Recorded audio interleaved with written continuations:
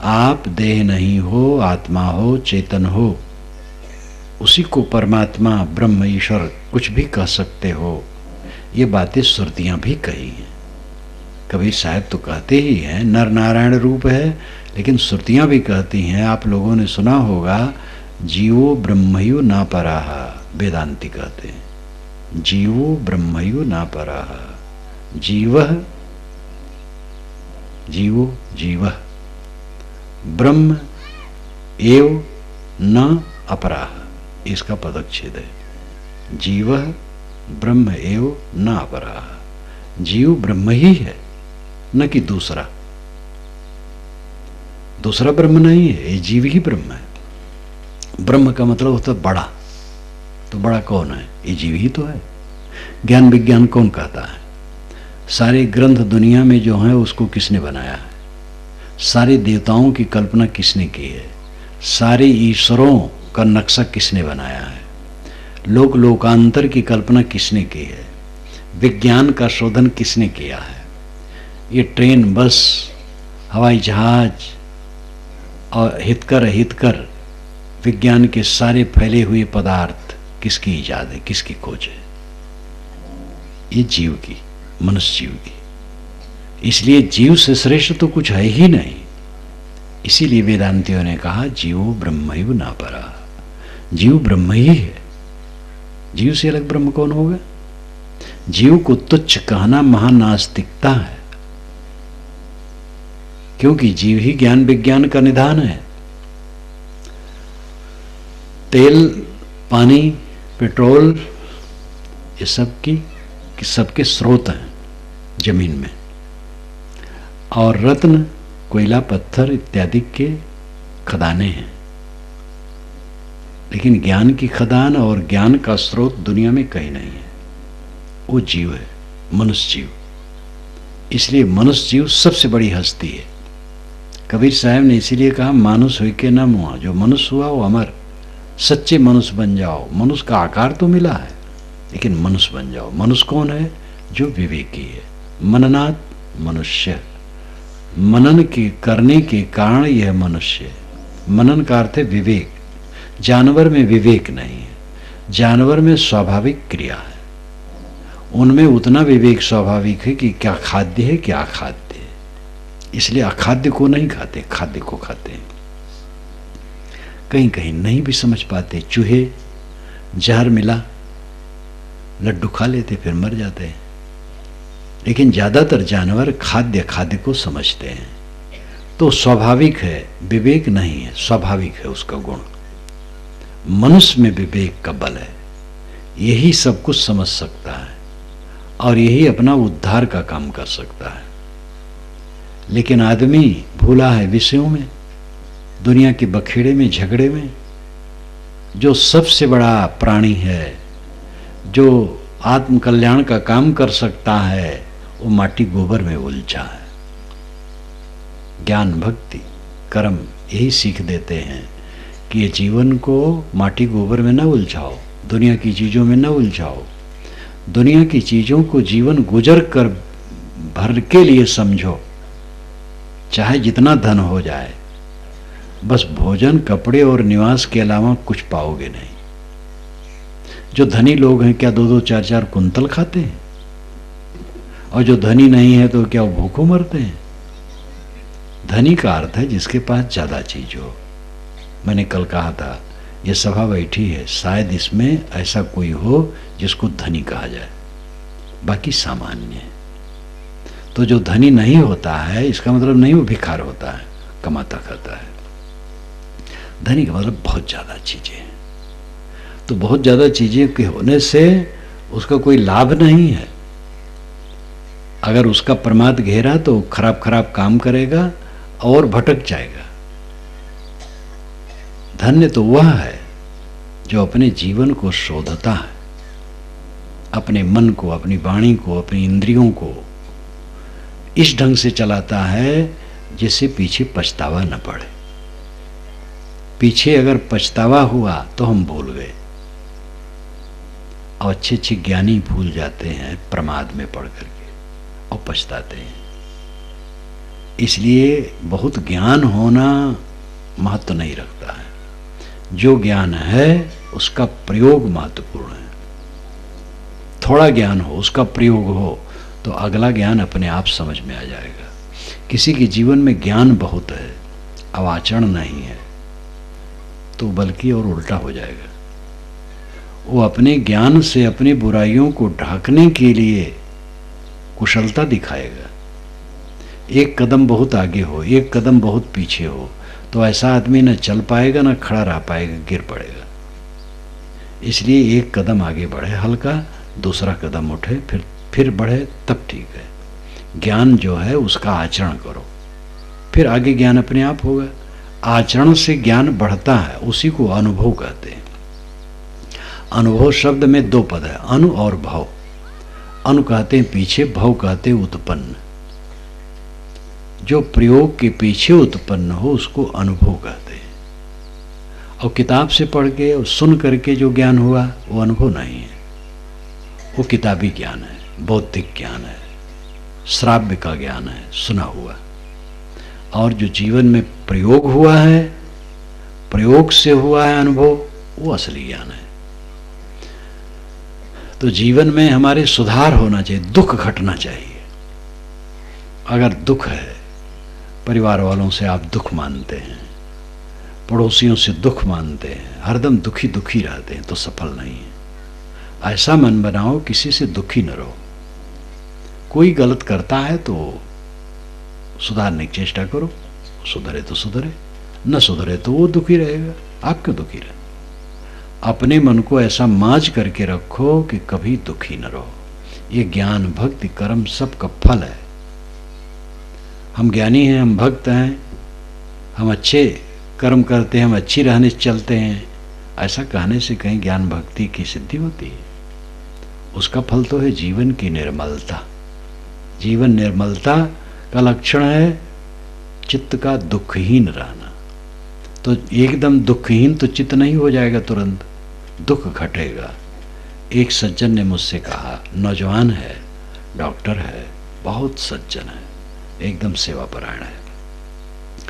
उसने कहा, साहब मन में शांति तो है लेकिन दुख एकदम नहीं गया है। मैंने कहा, बेटा शांति है एक अंश में, शांति का आभास है तुम्हें।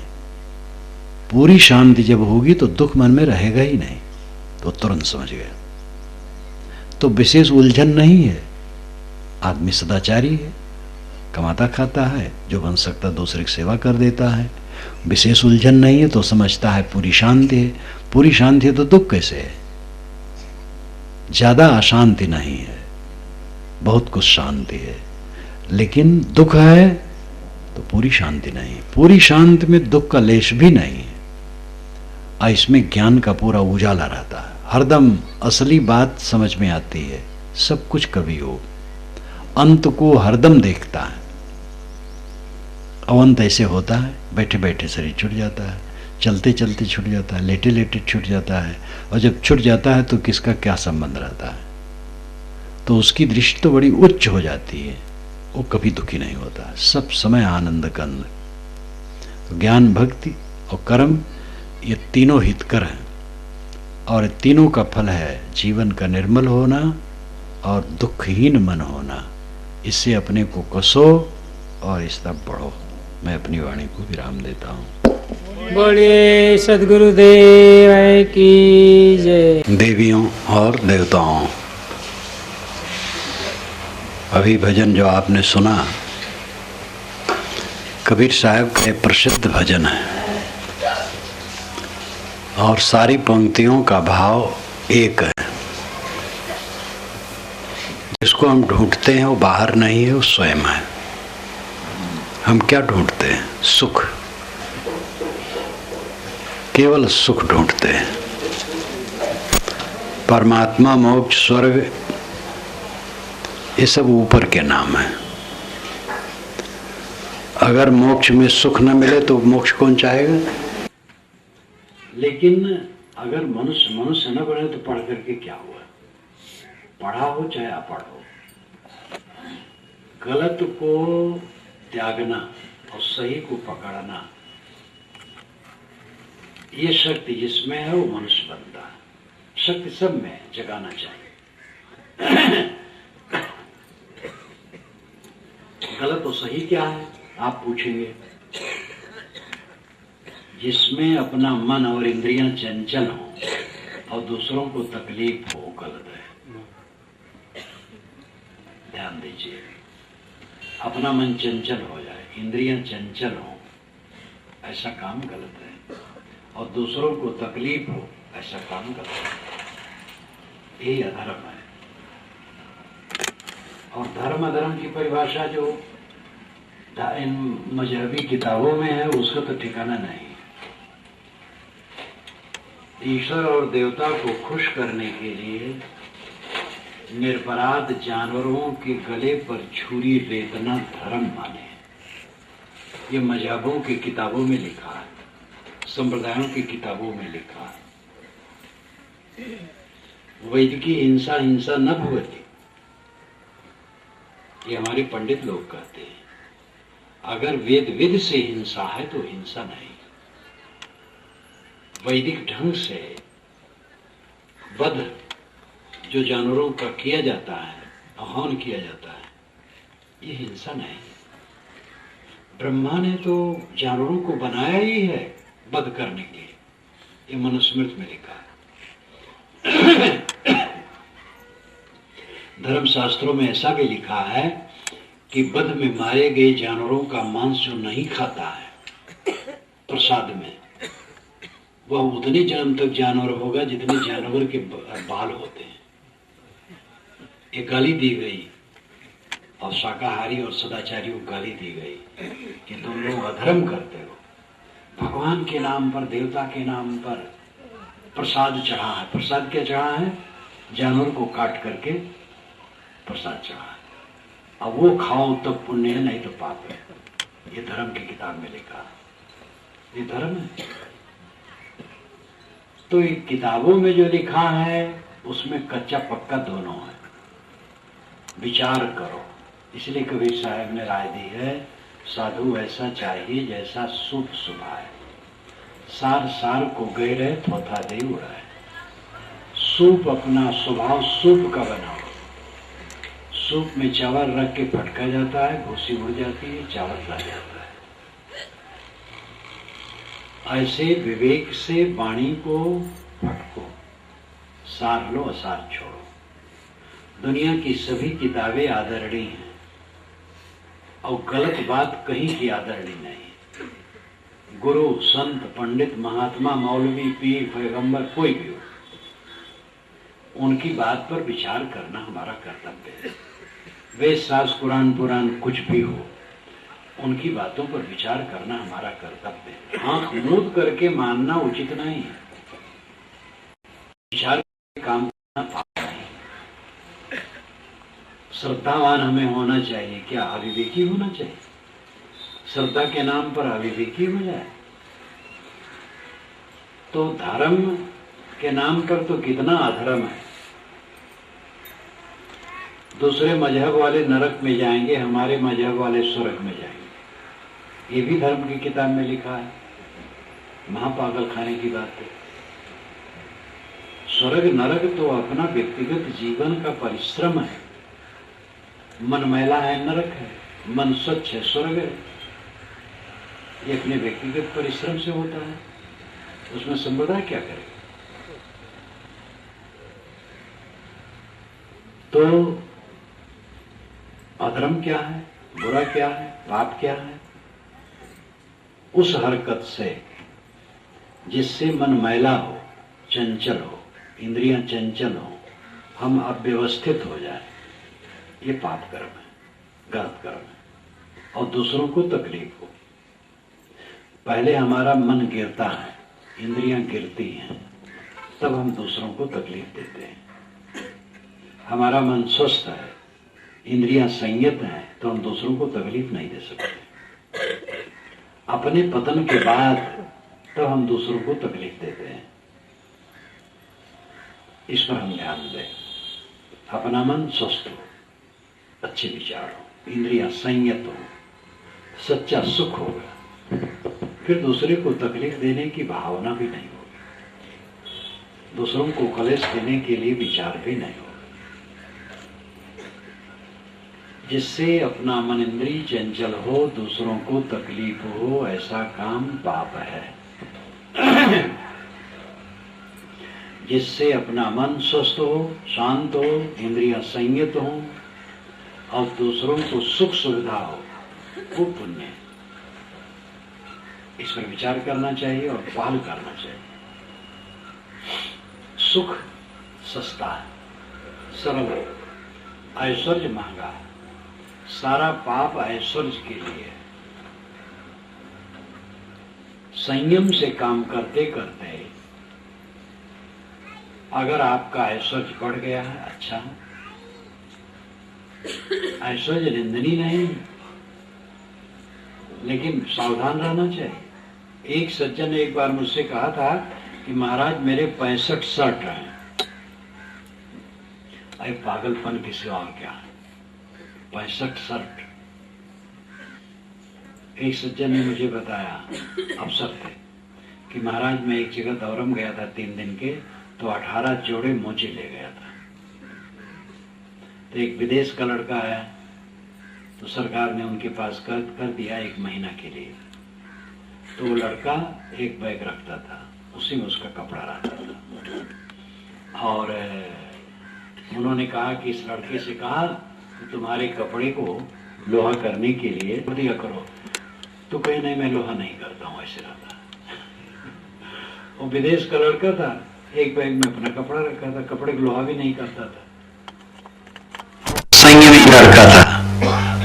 तो कहा महाराज ये हमारे पास रहने लगा है जब से, तब से मैं इतना प्रभावित हुआ हूँ कि मैं अपना कपड़ा कम कर दिया हूँ। तो उन्होंने बताया कि मैं एक दौरे में गया था 3 दिन के लिए, तो 18 जोड़े मोजे ले गया था। अब 3 दिन में 18 जोड़े मोजे क्या जरूरत है। तो ऐश्वर्य बढ़े अगर सहज ढंग से, तो सावधान रहो। बहुत वस्तुओं का उपयोग अपने शरीर पर करने की चेष्टा न करो।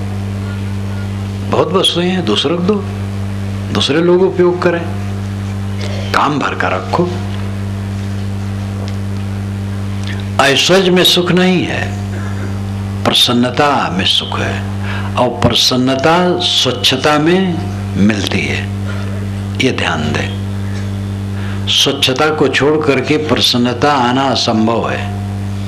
पैसे से प्रसन्नता नहीं आती है, पैसे की एक लिमिट है। अधिक पैसा हो जाएगा तो बल्कि प्रसन्नता उड़ जाएगी। बिल्कुल पैसा ना हो तो जरूर कष्ट रहेगा, क्योंकि आदान प्रदान की चीजें पैसा है, तो कुछ पैसा चाहिए। लेकिन ज्यादा पैसा हो गया फिर दिमाग खराब होना शुरू हो गया। इसलिए उस पर भी संयम। इतना पक्का समझें कि ऐश्वर्य के पीछे पाप है और सुख के पीछे पाप नहीं है। ऐश्वर्य संग्रह करने के पीछे इतना पाप है कि लोग गलत तरीके से कमाने लगते हैं, मूर्ख बनाते हैं लोगों को। दूसरे को मूर्ख बनाने मतलब पहले अपने मूर्ख बन गए। लोग कहेंगे वो मूर्ख नहीं, बड़ा चतुर है। जो अपने स्वभाव को खराब करे, मन को खराब करे, वो मूर्ख है। दूसरे ठगने के लिए चतुर है, लेकिन जो अपने मन को गंदा करे वो चतुर क्या है, मूर्ख है। तो सुख सस्ता है, और सुख होगा सिर झुका करके रहने से, संतोष से, थोड़ी वस्तुओं में गुजर करने से, सह लेने से, क्षमा करने से, गम खाने से। और इसमें पैसा नहीं लगता है, इसमें विद्वान बनने की भी जरूरत नहीं है, इसमें पद भी नहीं चाहिए, और इसमें काल्पनिक जाति भी नहीं चाहिए। मनुष्य शरीर चाहिए बस। मनुष्य है बस, बड़ा है। मनुष्य है और अपने को संभालता है, सोचता है, सुधारता है, तो ये दशा अपने आप आ जाती है। सुख जीव मात्र को प्रिय है, ध्यान दो। सुख जीव मात्र को प्रिय है। पत्नी प्रिय है, ये झूठ है। पत्नी इसलिए प्रिय है कि उससे सुख की आशा है। और सुख की आशा न रहे तो पत्नी प्रिय नहीं रहेगी। पति प्रिय है ये भी झूठ है।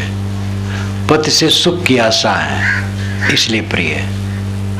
पुत्र, इसी प्रकार आप नाम कहाँ तक लें, देवता भगवान सब कोई प्रिय नहीं है, वो अपने गर्ज के लिए प्रिय है। हम मानते हैं देवता दे देंगे, तो यहां से कहां वैष्णो देवी जाते हैं। वैष्णो देवी बेचारी क्या करेगी? जम्मू कश्मीर में विस्फोट होता रहता है, वैष्णो देवी कुछ नहीं कर पाते। वैष्णो देवी के दर्शन के लिए आए गए और बीचे में बम से उड़ा दिए गए। जूता निकाल करके मंदिर में दर्शन करने गए, जूतक चोरी हो गई। अब कोई महात्मा के दर्शन करने लगे गए, जूतक चोरी हो गई। तो भाई महात्मा सर्वज्ञ नहीं है, सर्वशक्तिमान नहीं है, वो क्या करें? लेकिन देवता तो सर्वशक्तिमान है और अपने भक्तों को जूता भी नहीं संभाल पाता है। आप कहेंगे वाह, देवता जूता संभालेगा? अच्छा, जूता न संभाले, बम विस्फोट को तो रोक दे, नहीं रोक पाता है। मंदिरों में बस बम विस्फोट होता है, मस्जिदों में होता है। सुनता हूं अजमेर में, और एक बहुत बड़े संत थे अजमेर के, जो सूफी संत दीन जी, और अब वहां पर बम विस्फोट हो गया। अब वहां सब मनौती करने जाते हैं, ख्वाजा जी सब दे देंगे। अरे जब वो रहे, अच्छे संत रहे, फकीर रहे, शरीर छोड़ गए, अब लोग धंधा बना लिए पुजाने के लिए। महापुरुष शरीर छोड़ देते हैं तो पीछे वाले धंधा करते हैं। ये साईं बाबा, जो शिरडी के साईं बाबा थे, वैराग्यवान थे, निष्काम पुरुष थे। हिंदू मुसलमान जाते थे तो मुसलमान सिर झुकावे तो कहे राम तुम्हें खुश रखे, और अगर हिंदू सिर झुकावे तो कहे अल्लाह तुम्हें सुख दे। जिससे हिंदू मुस्लिम में परस्पर प्रेम बढ़े, हिंदू लोग भी अल्लाह समझे और मुसलमान लोग भी राम समझे। तो बड़े मेल मिलाप वाले वैरागवान थे, वो मर गए। अब ट्रस्टी लोग जो जालसाजी कर रहे हैं, उफ, वो चमत्कार, बाबा जो चाहे कर दे। चमत्कार की किताब छपी है, वहां अरबों रुपए चढ़ते हैं। सुनता हूं 28 करोड़ में उनका सिंहासन बना है या बन रहा है। कितना दुरुपयोग है। 28 करोड़ में तो कई हॉस्पिटल कायम किए जा सकते हैं गरीबों की सेवा में। तो चमत्कार चारों तरफ बढ़ाते ये धार्मिक लोग। चमत्कार का मतलब जालसाजी, 420, धोखाधड़ी, सारे चमत्कार धोखाधड़ी है। केवल साईं बाबा के अड्डे की बात नहीं है, ये धार्मिक लोग तो हर जगह। अगर झूठ बोलने की प्रतियोगिता करवानी हो तो धार्मिकों को बुला लो, एक से एक झूठ में आगे निकल जाएंगे। कहे कि एक ने कहा कि हमारे आंगन में एक चना का पेड़ है, जब पूर्वी हवा चलती है तो पश्चिम तरफ 100 मन चना झड़ जाता है। एक पेड़ से केवल 100 मन चना झड़ जाता है, और जब पश्चिमी हवा चलती है तो पूरब तरफ 100 मन चना झड़ जाता है। दूसरे ने कहा वाह, अरे हमारे तो एक मिर्चा है, उसको मैंने एक नदी पर रख दिया है जो 2 किलो का पाट है, और उस पर रख दिया है, उसी मिर्चा पर गाड़ी, टमटम, मोटर, बस सब चलती है। एक ने कहा कि मेरे एक कमरा है, जब जगत का प्रलय होता है तो दुनिया के सभी जानवरों का जोड़ा एक एक उसमें रख लेते हैं, जब फिर सृष्टि होती तो उसी में निकाल करके सृष्टि हो जाती है। दूसरे ने कहा हमारे पास एक बांस है, जब पानी नहीं बरसता है तो बादल को खोद देते हैं, बस बरसने लगता है। तो कोई बांस कहाँ है? कहीं हुई आपके कमरे में। आप एक झूठ बोलोगे तो मैं 2 झूठ बोलूंगा। धार्मिक लोगों को बुला लो झूठ की प्रतियोगिता के लिए, तो धार्मिक ये नेता फेल हो जाएंगे, व्यापारी फेल हो जाएंगे, वकील फेल हो जाएंगे। वकील, व्यापारी और नेता ये अपनी झूठाई के लिए बदनाम है। लेकिन ये प्रतियोगिता में आगे नहीं बढ़ पाएंगे। धार्मिक लोग आगे बढ़ जाएंगे। बाबा 500 वर्ष के हैं, वकील कोई कहेगा मैं 500 वर्ष का हूं? नेता भी नहीं कहेगा। और धार्मिक कहेंगे हमारे गुरुजी 500 वर्ष के हैं, हमारे गुरुजी आकाशगामी हैं। नेता नहीं कहेगा मैं आकाशगामी हूं। नेता नहीं कहेगा कि मैं आशीर्वाद दे दूंगा तुम्हें बच्चा हो जाएगा, लेकिन धार्मिक लोग कहेंगे। इसलिए धार्मिक लोग बड़े काइयां हो गए, बड़ा अनर्थ है, समाज का घोर पतन। आप लोग क्या चाहते हैं? लड़का मिल जाए, धन मिल जाए, रोग कट जाए, मुकदमे में विजय हो जाए। ये देवियां चाहती हैं हमारा पति हमारी उंगली पर नाचे, ये देवता चाहते हैं हमारी पत्नी उंगली पर नाचे। तो धार्मिक लोग सबके नुस्खे रखे हैं, उनसे गुल्ली ताबीज कराओ और मंत्र लो और ये करवाओ वो करवाओ, सब सिद्धि हो जाएगी। इसलिए चमत्कारी बाबों का थोड़े दिन में ऐश्वर्य खूब बढ़ जाता है। जो साइकिल चलाते थे वो चमत्कारी बाबा के पास 20-20 गाड़ियां 4-4 पहिए की, और फिर वो जब चलते हैं तो आगे पीछे कई गाड़ियां चलती हैं, और अंगरक्षक भी उनके हो गए तो क्या हो गया, खूब पैसा बढ़ गया। सेठ लोग अटैची रुपया ला करके छोड़ जाते हैं, 10-20 लाख रुपए छोड़ दिए, और आशा है कि बाबा आशीर्वाद देंगे तो अरबों रुपए का फायदा हो गया। एक लगावे 4 पावे। एक जगह जुआ एक खिला रहा था, तो ऐसे वो चौपाल लाया नंबर और एक डब्बे में ढार करके ऐसे गिनावे, एक लगावे 4 पावे, एक लगावे 4 पावे, तो अब 10 रुपया लगो तो 40 रुपये पाओ, तो वैसे ऐसे करे और फिर ऐसे डाल दे, और बहुत वो गाँवदार रहे। उसके आदमी सब लगावे और कोई बुद्धू फंसे तो उसके आदमी जो लगावे उसको तो उसका तो उसी पैसा रहे, और जो बुद्धू फंसे वो जाए। और बड़ा बड़ा प्रपंच बनारस में मैंने देखा, मैं जहाँ रहता था ऊपर प्रेस पर, अब तो बिल्डिंग टूट गई, दूसरी बिल्डिंग बन गई, और सामने एक ऐसे जालसाजी काम करे, तो एक लगावे 4 पावे। अब एक लगाने पर 4 मिलता है तो कौन न लगावे। बाबा के पास ऐसे एक का 4 होता है।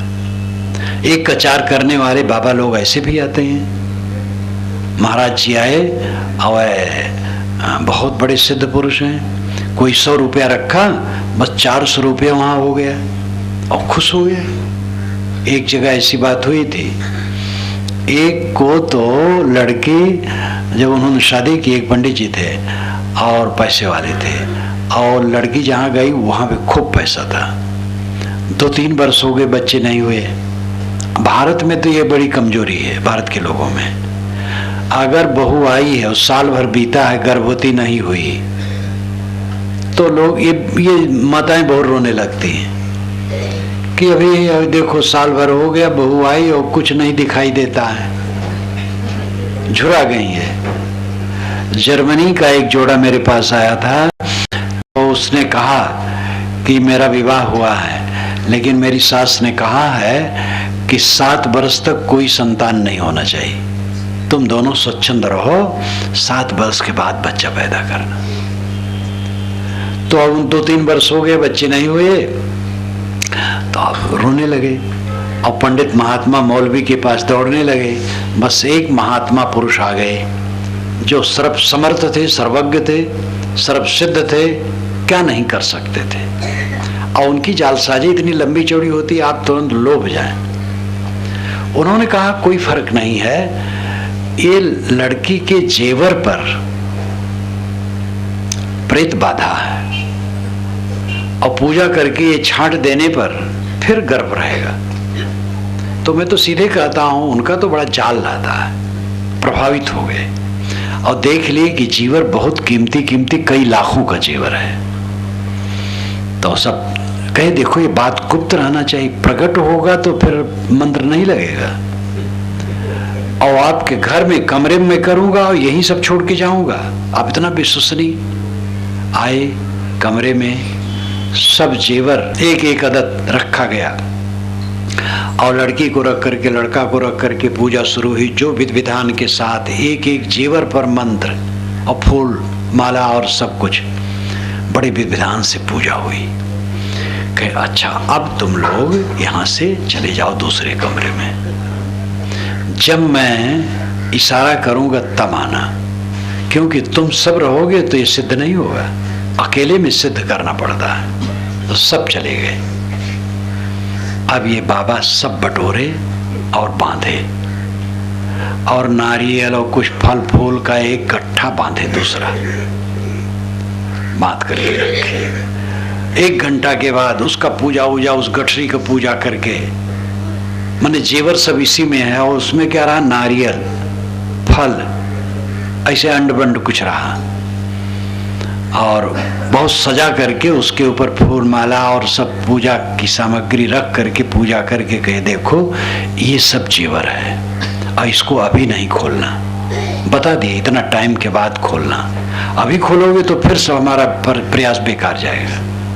और वो चल दिए, और जेवर तो सब बांध लिए, अपनी झोरी में धर लिए, चल दिए। अब इन लोगों के मन में बहुत डर लगने लगा कि सच है कि झूठ है, खोलना चाहिए।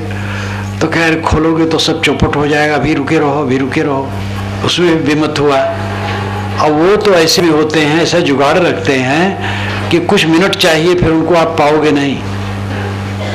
फिर वो चल दिए। अब ये जब खोले तो उसमें 10-20 रुपए एक चीज, लाखों रुपए का गहना चला गया।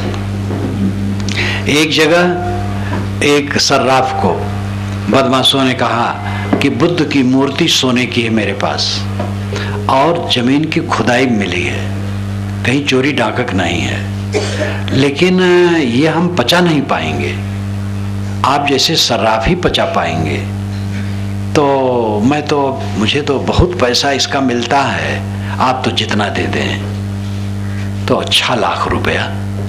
सर्राफ ने सोचा कि 6 लाख देते हैं तो 8-10 लाख का हमें बड़ा लाभ हो जाएगा।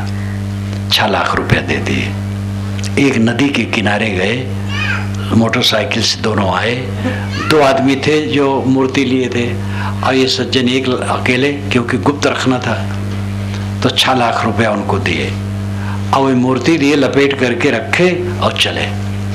तो उन्होंने कहा देखो अब सीधे चले जाओ घर, ये मूर्ति कहीं उगड़े ना, और जल्दी जल्दी गला करके इसको सोना कर दो बस। वो भगे, घर पहुंचे तो उस पर तेजाब छिड़के, तो देखा वो सोना है ही नहीं है। अब घर भर रोना शुरू, और फिर साइकिल लेके भगे, मोटरसाइकिल और कार।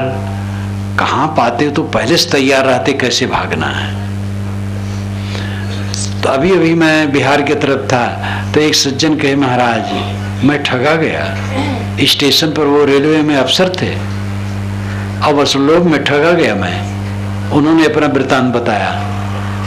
तो ये धर्म के चोंगे में बड़ा बड़ा पाप होता है। कबीर लोभी के गांव में ठग नहीं परे उपास, जो जय मत को लोभिया ते घर ठग को बास। साहब कहते लोभी के गांव में ठग उपवास नहीं जाता है। लोभी लोग हैं तो ठगाया, और एक का 4 देने लगा, बस सब लोभी इकट्ठे हुए, एक का 4 कराने लगे और चारों चला गया। अंधविश्वास से ऊपर उठो, अंगूठियां काम नहीं करेंगी, अंगूठियां गंदगी पैदा करती हैं। ग्रह दशा लगन मुहूर्त झूठ है, दिशाशूल झूठ है, अंग फड़कने से हान लाभ कुछ नहीं होता है। छुछा घड़ा भरा घड़ा देखने से कोई हान लाभ नहीं है। और जितने चमत्कार की बातें सब धोखाधड़ी है, छल कपट है। कबीर साहब का ज्ञान बिल्कुल निर्भय। आपका सौभाग्य दुर्भाग्य आपके कर्मों के अनुसार है। अपने कर्म को सुधारो, किसी को दोष मत दो। जो कर्म को अपने सुधारता है, पवित्र आचरण से रहता है, कोई दुख नहीं है। प्रारब्ध का दुख आया, दुनिया में हान लाभ तो होते ही रहते हैं, सबके ऊपर आते हैं। विवेक पूर्वक उसको सह लेना है। मैंने आपसे कहा था कि सुख सरल है, ऐश्वर्य महंगा है। ऐश्वर्य के पीछे पाप है, सुख के पीछे पाप नहीं। सुख तो थोड़े में है। मेहनत करो, खाने पीने की कुछ मिल जाए, थोड़ा सा रूखा सूखा भोजन मिल जाए और तन ढकने कपड़े और सोने की जगह और मन निर्मल हो, इसी में सुख है। खाने पीने की बात मैं क्यों करता हूँ? भाई खाने पीने ना हो और मन निर्मल हो और खाना ना मिले तो सुख कहाँ होगा? पहले तो पेट में अन्न चाहिए, इसलिए व्यवहार की बात भी करता हूँ। पेट में अन्न हो और तन ढका हो और सोने की जगह हो और मन निर्मल हो, इसी में सुख है। और ये सस्ता है, ऐश्वर्य महंगा है, उसके पीछे पाप है। इसलिए पाप से अपने को बचाओ। परिश्रम से ऐश्वर्य बढ़ जाए तो सावधान रहो। ऐश्वर्य बढ़ेगा तो खान पान में गड़बड़ करोगे, रहन सहन में गड़बड़ करोगे, फिर मानसिक शारीरिक बीमारी घेरेगी। इसलिए ऐश्वर्य अपने आप में ही पाप हो जाता है। तो ऐश्वर्य अगर बढ़े तो ऐश्वर्य जनता या समाज या अन्य की सेवा में लगाने की चेष्टा करो। केवल अपने उपभोग में पड़ोगे तो पेट फटेगा। पेट फटना कोई जो चाम का पेट है नहीं फटता है, मानसिक विकार बढ़ेगा, दुख बढ़ेगा। सच्चा सुख चित्त की निर्मलता में है और सत्संग स्वाध्याय चिंतन मनन भक्ति भावना से चलने से होता है। 24 घंटे में 1 घंटा आधा घंटा निकालो, अलग बैठो, सदग्रंथों का अध्ययन करो, चिंतन करो, ध्यान करो, मन की सफाई करो। सुबह से शाम तक तो कचड़ा मन में भरता है और इसकी सफाई के लिए कोई ध्यान नहीं। 24 घंटा में आधा घंटा 1 घंटा तो अध्ययन मनन चिंतन के लिए रखो, नहीं तो दुख बढ़ेगा और क्या होगा। इन सब बातों पर ध्यान दे, अपने कल्याण में लगे। आपको धन्यवाद देते हुए मैं अपनी वाणी को विराम देता हूँ। बोलिए सद्गुरुदेव की जय।